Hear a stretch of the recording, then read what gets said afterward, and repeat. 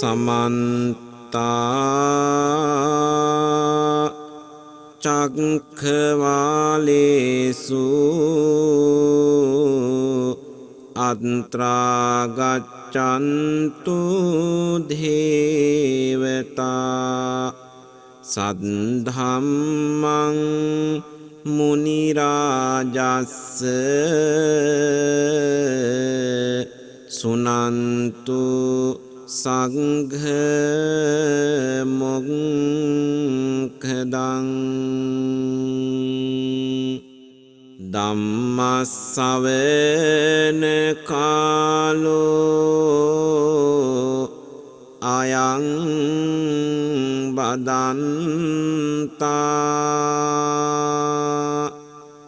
ධම්මස්සවන කාලෝ අයං බදන්තා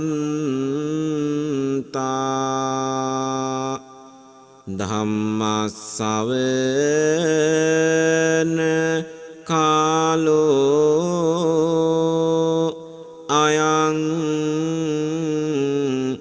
බදන්තා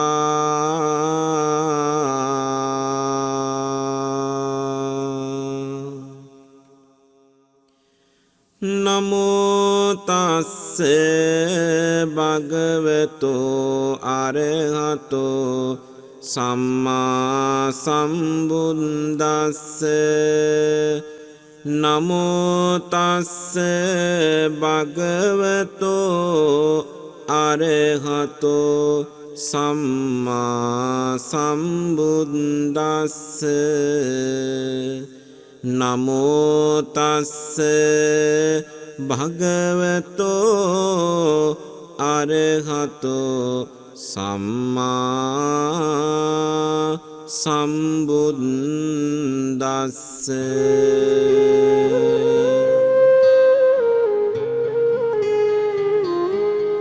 550 ජාතක පොත් වහන්සේ තුල සඳහන් වන 12 වෙනි ජාතකය නිග්‍රෝධමිග ජාතක දේශනාවයි මේ.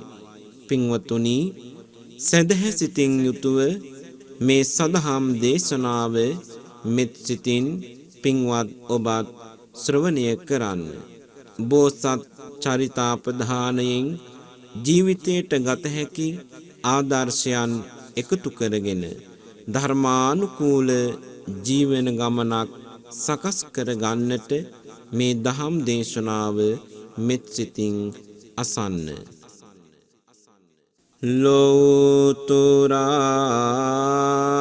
සම්බුදු රජාණන් වහන්සේ සැවැත් නුවර දෙව්රම් හිදී කුමාර කාශ්‍යප මාතාව මුල් කොට මෙය වදාළසේක. ඒ මෙසේය. කුමාර කාශ්‍යප මාතාව රජගහනුවර මහා සම්පත් පිරි සිටුවරයෙකුගේ දියණියකි. පෙරපින් ඇති අන්තිම ආත්ම භව ඇත්තියකි. සිය නම දන්නා තැන් සිටම ගිහි ගෙට ඇල්ම නැති මහනවනු කැමති කෙනෙකි. තමන් බුදු සසුන්හි මහන කරවනු මැනවැයි පුන පුනා ඉල්ලූ නමුත් මහා සැප පිරි සිටු ගෙදර එකම දියණිය බැවින් අවසර නොලැබුවාය.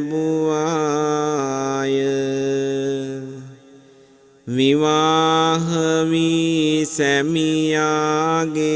අවසර ලබා කෙසේ හෝ පැවිදි වෙමි සිතුවාය. පතිකුලයෙහි පති දේවතා බවට පත් කුමරිය නිති පන්සිල් රකිමින් දන් පින් කරමින් විසූ අතර දරු ගැබක් පිහිටියේය. දිනක් එනුවර නැකැත් කෙලි ප්‍රසිද්ධ කළේය. මුළු නුවර දෙවිපුරයමෙන් සරසා නුවර එම උත්සවයට සූදානම් වූහ.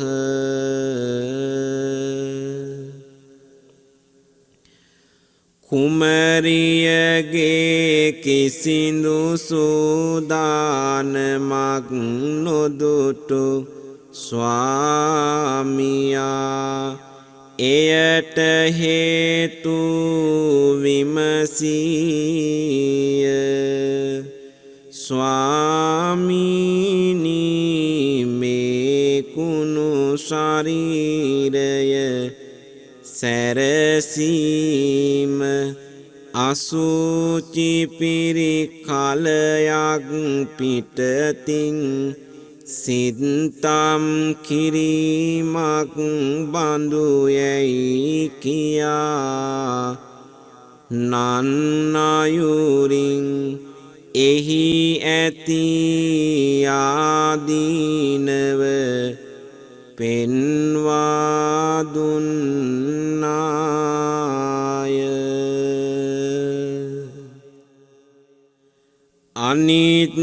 අනිත්‍යතාව මිශ්‍ර ඇගේ දහම් විස්තර අසා සිටි ස්වාමියා මහන නොවන්නේ මන්දැයි ඇසීය. ඔබගේ සම්මතය ඇතොත් මහන වෙමි කීකල්හි මහදන්දී සම්මාන උපහාර පෙරදැරිව මෙහෙන වරට කැඳවාගෙන ගොස් පැවිදි කරවීය.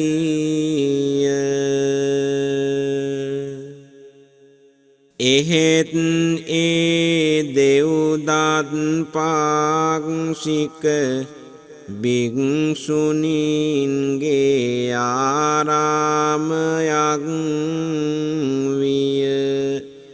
ක්‍රමයෙන් ගැබ්බර වැඩි වූයෙන් සෙසු භික්ෂුණීහු විමසා බැලූහ. මේ කුමකැයි කවදාදැයි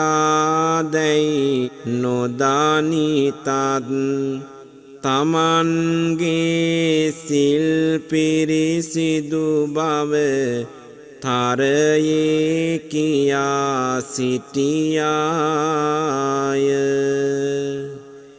භික්ෂුණීහු දෙව්දත් තෙරුන්ට සැලකලහ. අනුවන දෙව්දත් තෙර තමන්ට විය හැකි අලාභය අප කීර්තිය සිතා වහා නිරපා දමන ලෙස නියම කළේය. ඒ භික්ෂුණිය නැගිට බුද්ධ පාක්ෂයෙහි භික්ෂුණීන් වෙත ගොස් එපුවත් කියා තමන් දුකසේලත් පැවිද්ද නොනසා සර්වඥයන් වහන්සේ වෙත පමුණුවන ලෙස කීවාය. භික්ෂුණීහු දුරු කතර ගෙවා රජගහ නුවරින් සැවැත් නුවරට ගොස් බුදුරජාණන් වහන්සේ වෙත පැමිණ කරුණු සැලකලහ.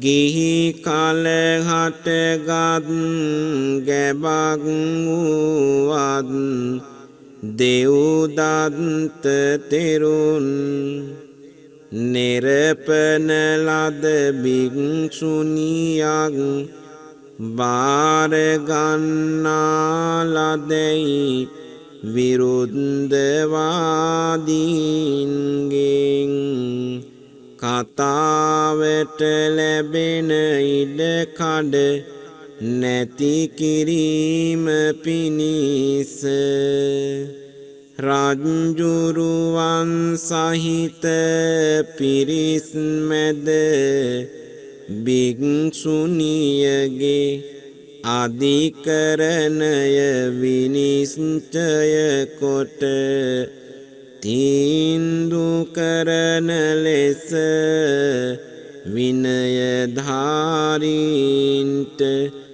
අග්‍ර උපාලි තෙරුන්ට පැවරුසේක.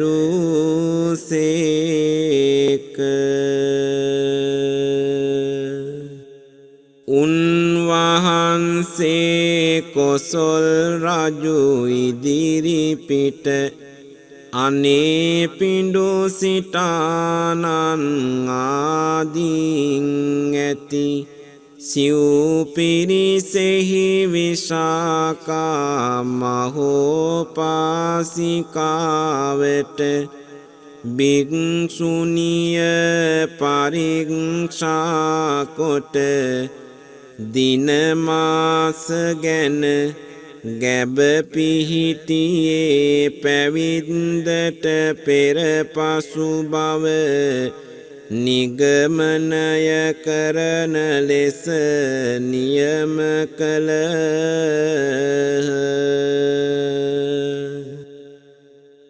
එතුමිය වටතිර ඇද සැකසූ මණ්ඩපයක හොවා මෙහෙණිය පරීක්ෂා කොට එය පැවිද්දට පෙර පිහිටි දරු ගැබකැයි සඳහන් කළාය.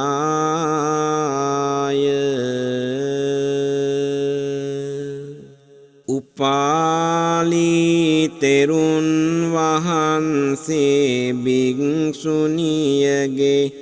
නිදොස් බව ප්‍රකාශ කිරීමෙන් මෙහෙණවරටම ගියාය. නොබෝ දිනකින් පියමතුරා බුදුන් දවස පටන් පිරුපෙරුම් ඇති දරුවෙකු ප්‍රසූත කළාය. ඒ විචිත්‍ර ධර්ම කතිකයන්ට අග්‍ර කුමාර කාශ්‍යප රහත් තෙරණුවෝය.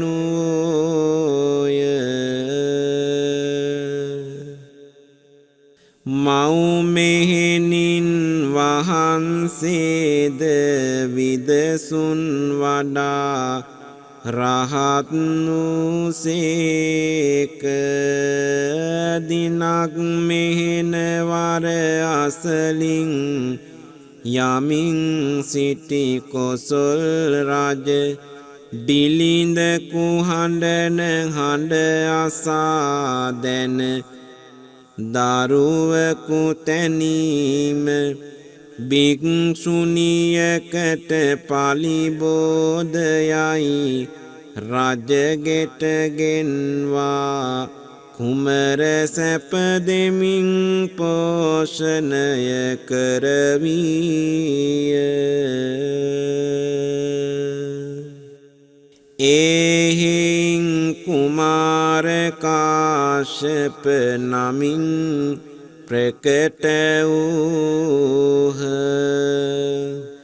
ඉක්බිතියෙක් දවසක් දම් සභාවට රැස් වූ භික්ෂූන් වහන්සේලා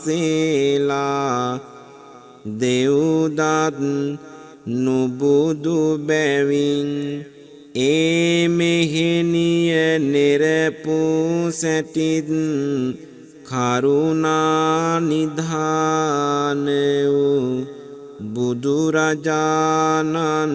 වහන්සේ මව්පුතු දෙදෙනාටම පිහිට වූ සැටිත් කතා කරමින් සිටියේය. එහි වැඩි භාග්‍යවතුන්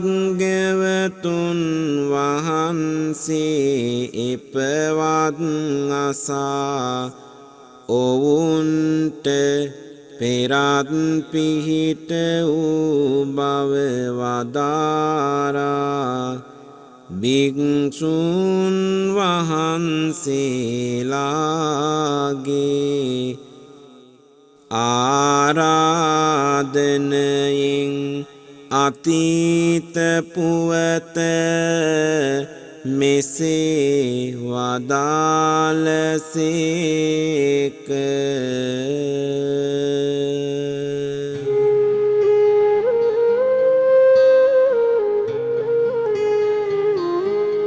පෙර බරණැස බඹදත් නම් රජෙක් රජ කරන කල බෝධිසත්වයෝ මුව යෝනියෙහි ඉපිද මනාරෝහ පරිණාහයෙන් රන්වන් සිරුරින් යුතුව නිග්‍රෝධ නමින් මුව රජව වෙසේති. ඒ වනයෙහිම ශාක නම් වෙනත් මුව රජෙක්ද වාසය කරයි. එකල රජ්ජුරුවෝ මස් නැතිව ආහාර නොගනිති. මුව දඩයම සඳහා නිතිපතා මිනිසුන් පිරිවරා දඩයමේ යති. වැඩපාලු වීමෙන් කරදරයට පත් රටවාසීහු කතිකා කොට වනය වටකොට මුවන් එලවාගෙන වුත් උයනට ගාල් කොට වැට කඩුළු බඳවා තනදිය පහසුකම් යොදවා ස්වාමීනි මින් පසු දඩයමේ ගොස් නොවෙහෙසි උයනෙහි සිටිනා මුවන්ගෙන් එකකු මරාගෙන අනුභව කරනු මැනවයි කීහ. ගාල් කළ මුවන් අතර පිරිස් සහිත නිග්‍රෝධ සහ ශාක යන මුව රජවරු දෙදෙනද ඌහ. රජතුමා උයනට ගොස් ඒ සැනින් මුව රජවරුන් දෙදෙනා දැක පැහැදී අභය දුන්නේය. දිනපතා සෙසුමුවන්ගෙන් එකකු මරාගනී. මුවන් විදිනට පැමිණි කල කලබලයට පැමිණවීමෙන් ඔබ මොබ දිවීමෙන් සැඟවී ආහාර පැන් නොගැනීමෙන් බොහෝ මුවෝ විනාශයට පත් වෙති.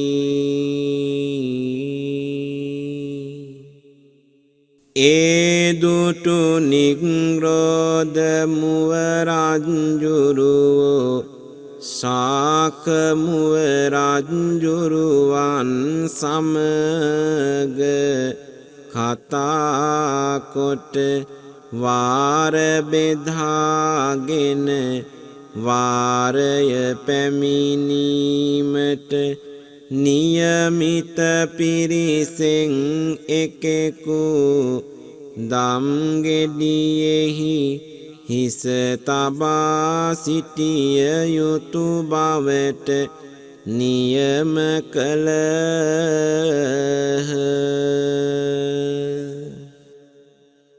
එවිට සෙසුමුවන්ට හානියක් නොවන බවද කීහ. දිනක් ශාක මෘගගේ පිරිසෙහි ගැබිනි මුව දෙනකට වාරය පැමිණියේය.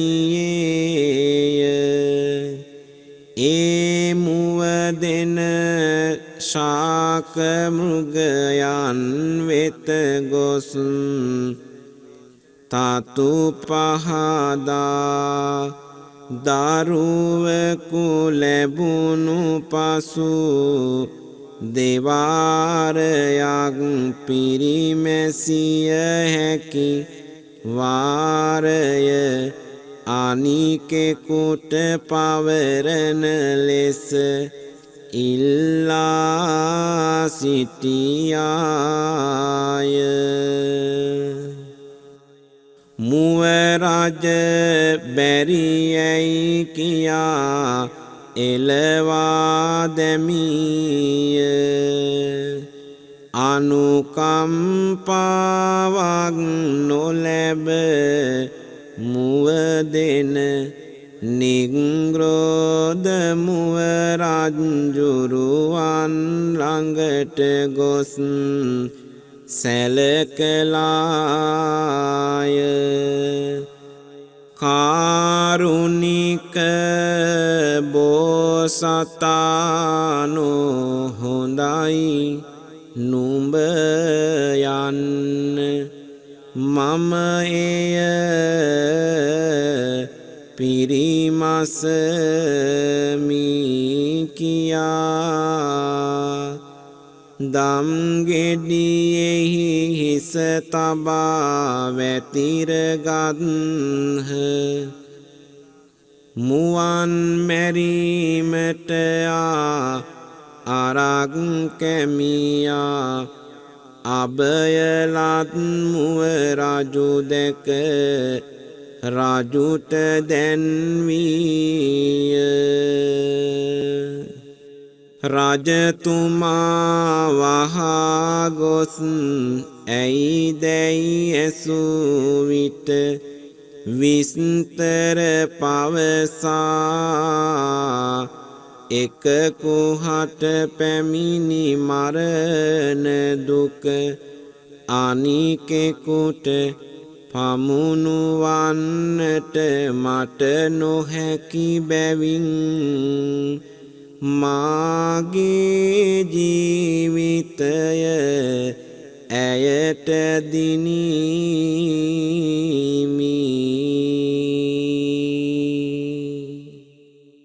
වෙනත් කිසිදු සැකයක් නොකරවයි කීහ රජතුමා මුව රජ්ජුරුවනි ඔබටත් ඒ මුව දෙනටත් අභය දෙමි කීය එවිට සෙසුමුවෝ කුමක් කරද්ද ඔවුන්ටත් අභය දෙමි කීය මේ ක්‍රමයෙන් සියලු දියගොඩ සතුන්ට අභයදානය ලබා දුන්සේක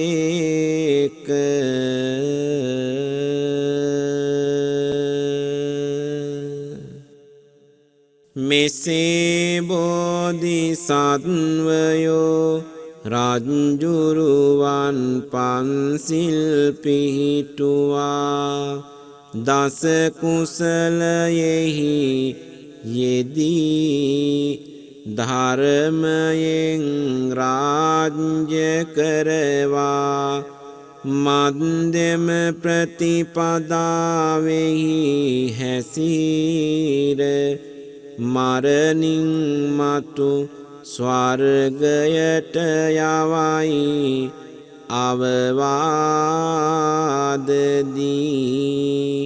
කිහිප දිනකින් සපිරිවරින් වනයටම ගියාහ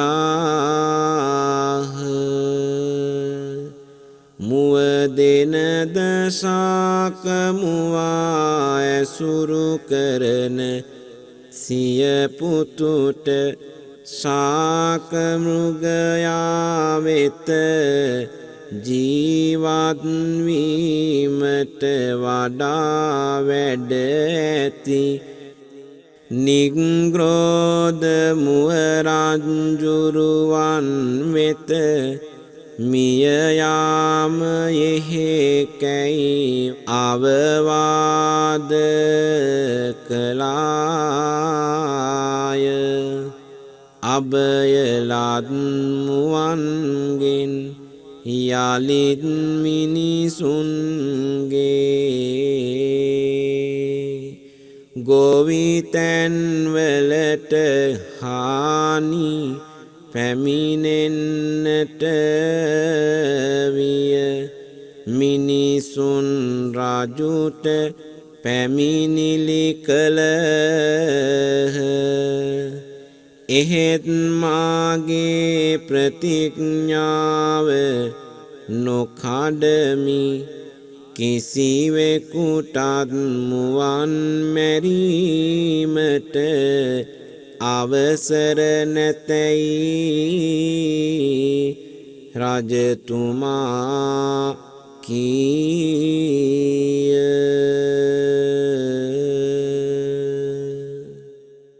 එපවත්නසා බෝධිසත්වයෝ මුවන් රැස් කොට අනුන්ගේ ගොයම් නොකන ලෙස අවවාද කොට මෙතැන් පටන් ගොයම් කරන්නෝ කෙත වටා වැට නොබැඳ කොළ අතු එල්ලත්වායි දන්වා යැවූහ.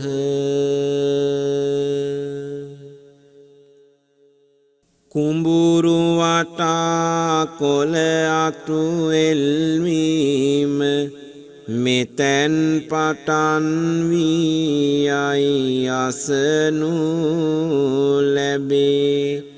බෝධිසත්වයෝ ආයු පමණින් සිට කර්මානුරූපීව මියගිය.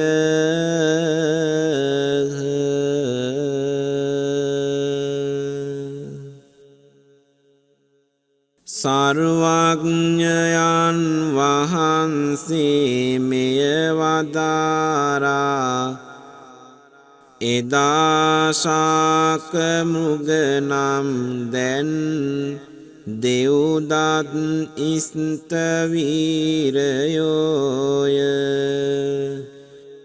මුව දෙන නම් කුමාර කාශ්‍යප මාතාවය පැටවා නම් කුමාර කාශ්‍යප ස්තවීරයෝය. නිග්‍රෝධ නම් තමන් වහන්සේම යයි වදාළ සේක.